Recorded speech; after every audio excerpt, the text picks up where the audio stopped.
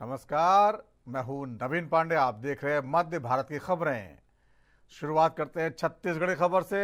छत्तीसगढ़ के रायपुर में बीजेपी के राष्ट्रीय महासचिव तरुण चुग आज संगठनात्मक विषयों पर एक बड़ी वर्कशॉप में पहुंचे, जहां उन्होंने कार्यों को जन जन तक कैसे पहुंचाना है, इस पर गहन चर्चा की। देखते हैं उन्होंने क्या कुछ कहा है। भारतीय जनता पार्टी की संगठनात्मक विषयों पर एक बड़ी वर्कशॉप हुई है।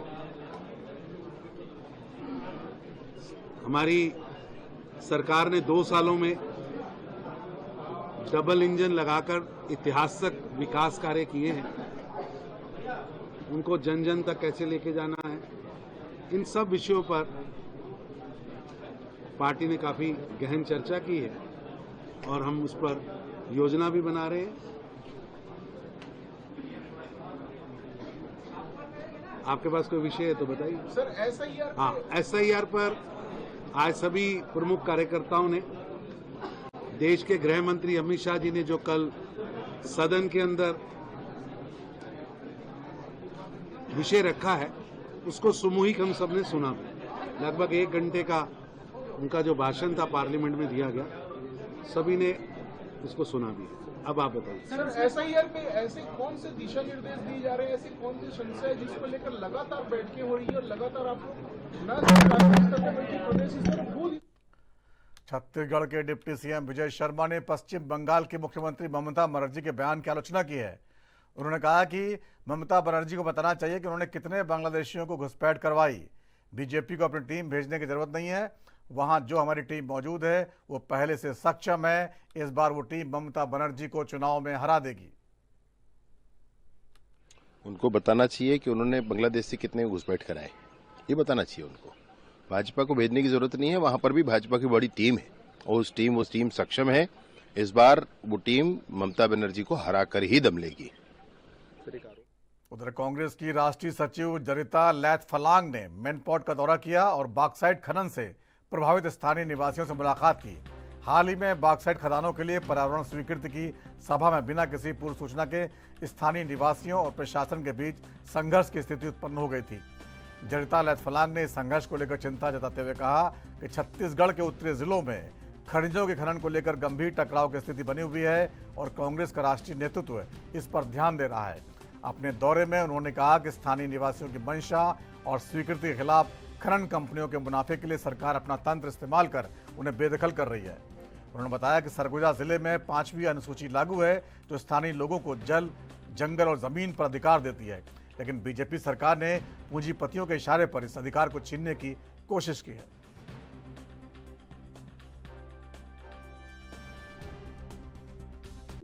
देखिए, ये सिर्फ मैनपाट की बात नहीं है, पूरी छत्तीसगढ़ प्रदेश की बात है।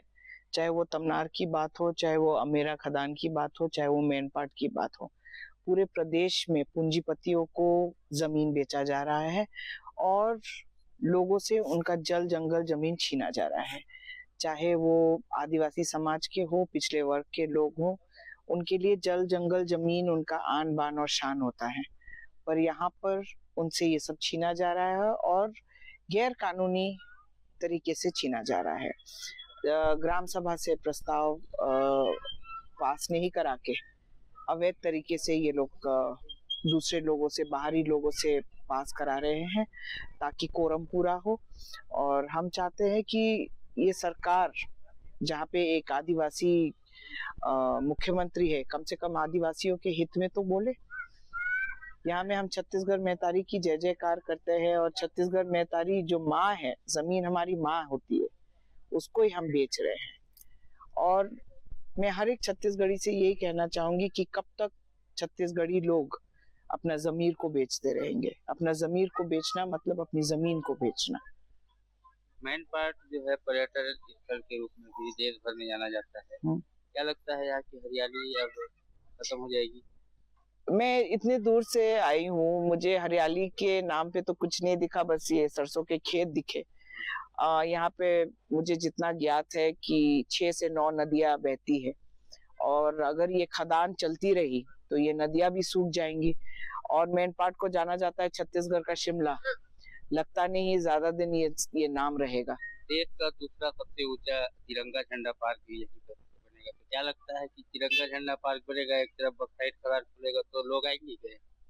देखिए, लोगों को आप अगर रिझाने की कोशिश करेंगे कि आप झंडा का पार्क बनाकर यहाँ पे, पर पर्यावरण यहाँ पे आप सांस नहीं ले पाओगे, साफ हवा नहीं हो पाएगा, आप ठीक तरीके से सांस तक नहीं ले पाओगे।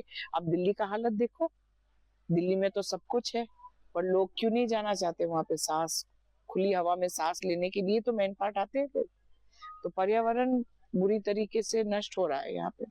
पहली बार मैंने पढ़ा है, तो आपको कैसा लग रहा है? मैं फिलहाल बस अभी आई हूँ, ब्लॉक की मीटिंग करी हूँ, अभी आज सारा दिन है, देखती हूँ कैसा लगता है। लैथ फलांग ने मैनपाट का दौरा किया और कांग्रेस संगठन को मजबूत करने के बारे में चर्चा की।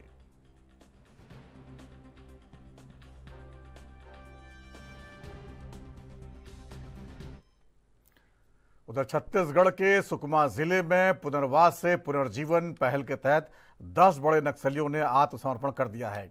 इन नक्सलियों पर 40 लाख रुपए का इनाम घोषित था। दरभा डिवीजन में सक्रिय इन नक्सलियों ने सरकार के पुनर्वास कार्यक्रम पूना मार्गेम के तहत सुकमा पुलिस लाइन परिसर में सरेंडर किया। यह अभियान नक्सलियों को समाज की मुख्यधारा में लाने और हिंसा छोड़ने के लिए प्रेरित करता है। इस नीति के तहत नक्सलियों को आर्थिक सहायता, कौशल प्रशिक्षण और अन्य सुविधाएं प्रदान की जा रही हैं।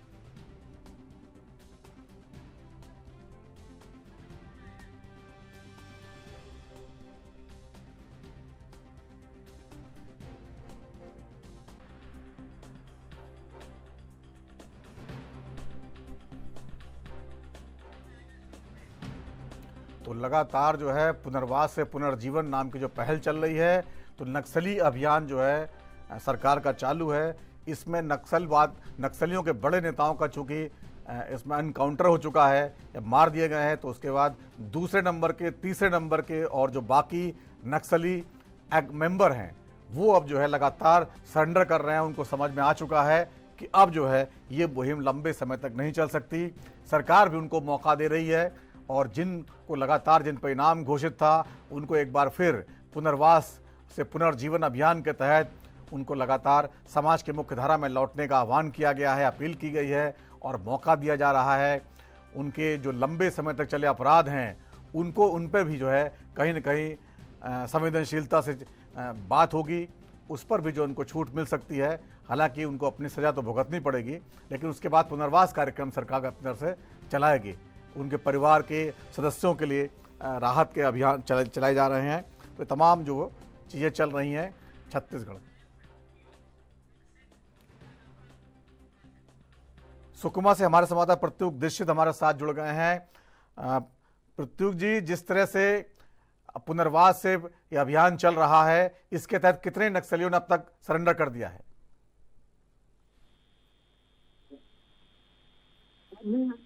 पुलिस अधिकारियों के समक्ष पुनर्वास पुनर्जीवन के तहत 10 माओवादियों ने हथियार छोड़ के आत्मसमर्पण किया है। लगातार सुकमा पुलिस के द्वारा जो इलाके में जो अभियान चलाए जा रहे हैं, लोगों को, समाज के प्रमुख जो हैं वो अधिकतर गांव-गांव जा जाकर लोगों को समझाइश दे रहे हैं कि वे सुकमा पुलिस के और छत्तीसगढ़ शासन के द्वारा जो भी योजनाएं चलाई जा रही हैं उनके तहत वो आत्मसमर्पण करके समाज की मुख्य धारा में वापस लौटे। इसी के तहत आज सुकमा जिले में अब तक का जिले में सबसे बड़ा ये सरेंडर देखा जा रहा है, क्योंकि इसमें हथियार के साथ जो नक्सलियों ने आत्मसमर्पण किया है और इसमें अधिकतर दरभा डिवीजन के सक्रिय नक्सली रहे, जो कुल 35 लाख का जिन पर इनाम घोषित रहा केंद्र सरकार और राज्य सरकार के द्वारा, और सभी नक्सलियों को पूना मार्गेम पुनर्वास से पुनर्जीवन मिलने की बात भी पुलिस अधिकारियों के द्वारा कही गई। और आने वाले समय में भी जो अभी योजनाएं चल रही है और सुरक्षा बलों के द्वारा जो अभी ऑपरेशन भी चलाया जा रहा है, तो उसके लिए लगातार वे सभी से अनुरोध कर रहे हैं कि जो बचे कुचे भी नक्सली जो बाकी रह गए हैं वो बढ़ चढ़कर इस योजना में भाग ले, समाज की मुख्य धारा में वापस लौटे, आत्मसमर्पण कर शासन की योजना का फायदा उठाए। प्रत्युष, जिस तरह की योजना की बात आप कर रहे हैं, यह योजना क्या किसी कोई समय सीमा निर्धारित है कि कब तक जो है जो मुख्य धारा में लौटना चाहते हैं वो नक्सली लौट जाएं और उसके बाद जो है उनको मौका नहीं मिलेगा? तो इस तरह कोई समय सीमा है और क्या इसका रिस्पॉन्स आ रहा है? जी सर, आज बस्तर आईजी सुंदरराज सिंह के द्वारा भी बताया गया प्रेस कॉन्फ्रेंस के दौरान कि उन्हें समय अब तक दिया गया है, एक लिमिट समय के लिए। अभी मार्च 2026 तक जो छत्तीसगढ़ शासन के गृह मंत्री के द्वारा जो बताया जा रहा है कि मार्च 2026 तक छत्तीसगढ़ से नक्सल मुक्त बनाने की जो योजना अभी चलाई जा रही है, लगातार सुरक्षा बल ऑपरेशन कर रहे हैं। इस समय सीमा तक अगर वे अपने स्वेच्छा से जाए, आत्मसमर्पण करके फायदा ले लें तो भी उनके लिए बहुत अच्छा है।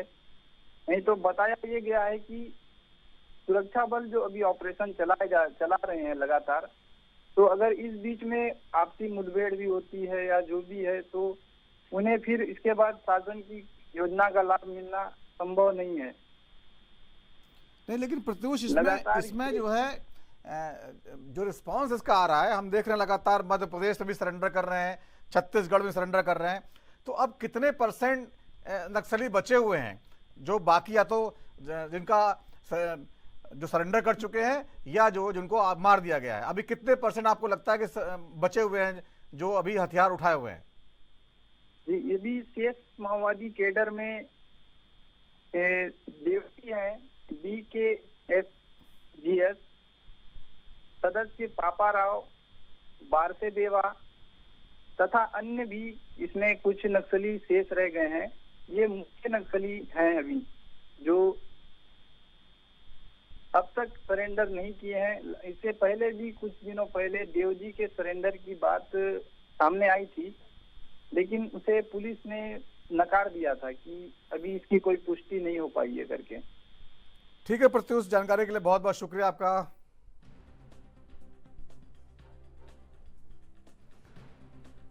तो बढ़ते हैं अगली खबरों की ओर। सरगुजा संभाग में स्वास्थ्य सेवाओं को सुधारने के लिए joint director doctor Anil Kumar Shukla ने अपनी सक्रियता दिखाई है। पिछले कुछ दिनों से वो संभाग के अस्पतालों और स्वास्थ्य केंद्रों का अचानक निरीक्षण कर रहे हैं।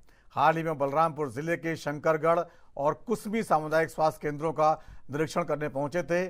शंकरगढ़ सामुदायिक स्वास्थ्य केंद्र में स्थिति बेहद गंभीर पाई गई, जहां 8 कर्मचारी गैर हाजिर थे।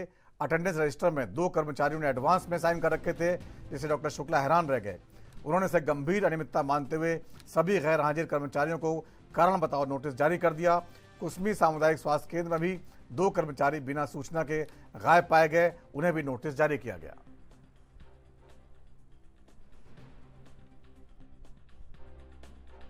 बलरामपुर जिले के 2 सामुदायिक स्वास्थ्य केंद्र, शंकरगढ़ और उसके बाद कुसमी। सबसे पहले ऑन द रोड में शंकरगढ़ सामुदायिक स्वास्थ्य केंद्र में विजिट किया लगभग 12:15 बजे। तो वहाँ पे बिना सूचना के 8 लोग अनुपस्थित थे, जिसमें कि 2 लोग एक गंभीर उन्होंने एक प्रॉब्लम किया है कि वो अटेंडेंस रजिस्टर में एडवांस में साइन करके गए थे बिना उसके, जो कि उसका सही जानकारी जो वहाँ के जो बीमो है वो भी नहीं बता पाए। और साथ में वहाँ साफ़ सफाई का अभाव था, लाइट की रोशनी कम थी, एक्सरे मशीन और जो लेबोरेटरी थी, लैब था, वहाँ पे भी गंदगी पड़ी हुई थी। उसके लिए सभी को कारण बताओ नोटिस जारी किया गया है और चेतावनी देते हुए भविष्य में इस तरह की पुनरावृत्ति ना हो। जहाँ मरीज बैठते हैं वहाँ पे साफ़ सफाई बेंच लगा कर रखें और जितने भी आईसी मटेरियल उसको लगाने के लिए उनको निर्देशित किया गया है। उसके बाद लगभग 2:15 बजे आगे जाते हुए कुसमी सामुदायिक स्वास्थ्य केंद्र है, वहाँ पे साफ़ सफाई थी, कुछ चीज़ों में गड़बड़ी थी। वहाँ भी करीब 2 लोग जो है बिना जानकारी के अनुपस्थित है, उनको भी कारण बताओ नोटिस जारी किया गया है। और जो ओटी है, माइनर ओटी है, वहाँ भी साफ़ सफाई नहीं थी, उसके लिए भी उनको बताया गया है। और संबंधित जितने भी कंसर्न मेडिकल ऑफिसर वहाँ पे उपस्थित हैं उनको ये निर्देशित किया गया है कि ओपीडी टाइम पे अपने समय पे आएँ, समय पे जाएं। इसका विशेष रूप से ध्यान रखें क्योंकि जो ग्रामीण अंचल है वो कहीं न कहीं बॉर्डर से लगा हुआ है, वो जो जिला पड़ता है बलरामपुर, तो लोग आते हैं वहाँ पे, अच्छी व्यवस्था रहेगी तो लोग अच्छा इलाज पाएंगे वहाँ पे। तो इसलिए समय पर उनको उपस्थित रहने किया और अपने क्षेत्र में जो संबंधित पीएचसी वहाँ पे रेगुलर बढ़ते हैं अगली खबरों की ओर। छत्तीसगढ़ के उद्योग मंत्री लखनलाल देवांगन ने आज स्वच्छता दीदियों के योगदान की सराहना की। उन्होंने कहा कि इन दीदियों की भूमिका शहर की स्वच्छता के लिए बेहद महत्वपूर्ण है। उन्होंने यही बताया कि स्वच्छता दीदियों को 80 नग ई रिक्शे दिए जा रहे हैं, जिससे डोर टू डोर अपशिष्ट संग्रहण में उनकी मेहनत और समय में कमी आएगी। इन ई रिक्शों को जिला खनिज न्यास मद से 2 करोड़ 80 लाख रुपए की लागत से खरीदा गया है। महापौर संजू देवी राजपूत की अध्यक्षता में इस कार्यक्रम का आयोजन किया गया।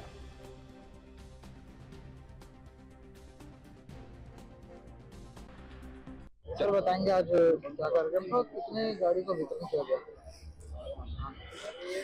नगर निगम कोरबा के द्वारा हमारे देश के माननीय प्रधानमंत्री जी का स्वच्छ मिशन भारत योजना के तहत नगर निगम कोरबा महापौर जी के नेतृत्व में लगातार स्वच्छता के ऊपर विशेष ध्यान दिया जा रहा है। और देश के माननीय प्रधानमंत्री जी हम लोगों को खनिज न्यास का अधिकार दिया गया है, जिसमें खनिज से जो रॉयल्टी मिलता है उसका कोरबा जिला में विकास हो, इसके लिए दायित्व दिया है। और यह राशि खनिज न्यास से उपलब्धता हुई है, जिसमें 80 रिक्शा का खरीदी की गई है, जिसमें आज 59 ई रिक्शा को हमारे स्वच्छता दीदियों को वितरण किया गया है। और निश्चित तौर पर कोरबा नगर निगम महापौर जी के आयुक्त के नेतृत्व में बहुत ही अच्छा स्वच्छता के इसमें काम कर रहे हैं। अभी 1-1.5 साल के अंदर में ही 24वें स्थान से 8वां स्थान में लाने का उन्होंने प्रयास किया है। और निश्चित तौर पर कोरबा जिला चूँकि बड़े बड़े औद्योगिक कारखाने हैं, उसके कारण से भी प्रदूषण वगैरह कम आ रहा था, उसके बावजूद भी कोरबा नगर निगम ने एक अच्छा उपलब्धि हासिल की है। और आने वाला समय पर हम सब लोग मिलकर यहाँ की जनता की, यहाँ के आम नागरिकों की। तो बढ़ते अगली खबर की ओर। छत्तीसगढ़ के कोंडागांव जिले में अवैध गौण खनिज उत्खनन का खतरा बढ़ता जा रहा है। हाल ही में कोपाबेड़ा इलाके में खनिज माफिया द्वारा बिना अनुमति के मुरुम उत्खनन व परिवहन का काम जारी है, जिससे गहरे गड्ढों में बारिश का पानी भरकर जानलेवा हालात पैदा कर चुका है। पिछले 15 दिन में एक मासूम बच्ची की इसमें डूबने से मौत हो चुकी है। बावजूद इसके खनिज तस्कर अपनी गतिविधियों से बाज नहीं आ रहे हैं।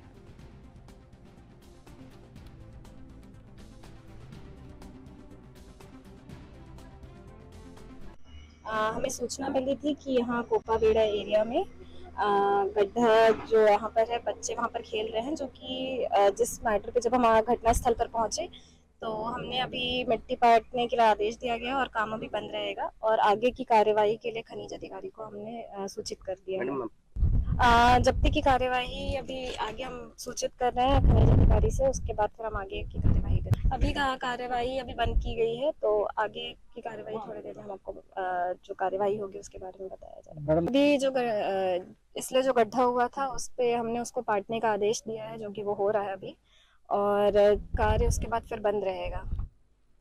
छत्तीसगढ़ के पर्यटन, संस्कृति, धार्मिक न्यास और जिला गोरेला पेंडा मरवाही के प्रभारी मंत्री राजेश अग्रवाल एक दिवसीय दौरे पर पहुंचे हैं। इस दौरान उन्होंने कलेक्टर कार्यालय में जिले के विभिन्न विभागों के अधिकारियों के साथ बैठक की और चल रहे विकास कार्यों की समीक्षा की। प्रभारी मंत्री विकास कार्यों से संतुष्ट नजर आए, लेकिन उन्होंने जिले और प्रदेश भर की खराब सड़कों को लेकर चिंता जाहिर की है। राजेश अग्रवाल ने भरोसा दिया है कि खराब सड़कों को जल्द ही ठीक किया जाएगा। इसके अलावा किसानों को धान बेचने में आ रही टोकन संबंधित समस्याओं को भी दूर करने की बात कही। उन्होंने कहा कि प्रदेश की विष्णुदेव सरकार किसानों के हर एक दाने को खरीदने के लिए प्रतिबद्ध है और उनकी समस्याओं का समाधान प्राथमिकता के तौर पर किया जाएगा।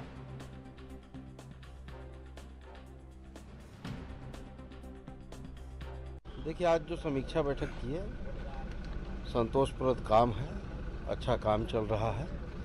आने वाले समय में और हम तेज़ी से विकास कर सकें, इसके लिए आज हम लोग कर रहे हैं। और सड़कों की स्थिति थोड़ी ख़राब है, उसके बारे में निर्देशित किए हैं कि जल्दी से जल्दी सड़कों का काम स्वीकृत करा के करें। विकास के लिए जो भी आवश्यक धनराशि की आवश्यकता होगी उसको हम पूरा करेंगे। और सबसे बड़ी बात, अभी धान खरीदी का काम चल रहा है। विष्णुदेव साय की सरकार है, किसानों का एक एक दाना धान खरीदने के लिए प्रतिबद्ध है। टोकन के लिए 1-2 दिन आगे पीछे हो रहा है, हालांकि बढ़ाने का चल रहा है, लेकिन फिर भी मैं आपके माध्यम से पेंड्रा गोरेला मरवाही क्षेत्र के किसानों को एकदम आश्वस्त करता हूं कि आपके द्वारा उत्पादित एक एक दाना धान विष्णु देसाई सरकार खरीदेगी। आप सभी किसान भाई। मध्य प्रदेश के उज्जैन स्थित श्री महाकालेश्वर मंदिर में हनुमान अष्टमी के मौके पर विशेष भस्म आरती का आयोजन किया गया। इस अवसर पर भक्तों ने महाकाल के दर्शन किए और पूजा अर्चना की। भस्म आरती में महाकाल के दर्शन के साथ धार्मिक आस्था का यह अनुपम संगम देखने को मिला, जहां श्रद्धालुओं ने विधि पूर्वक पूजा अर्चना की और महाकाल से आशीर्वाद प्राप्त किया। इस धार्मिक आयोजन में बड़ी संख्या में भक्तों ने हिस्सा लिया और विशेष भस्म आरती का लाभ हासिल किया।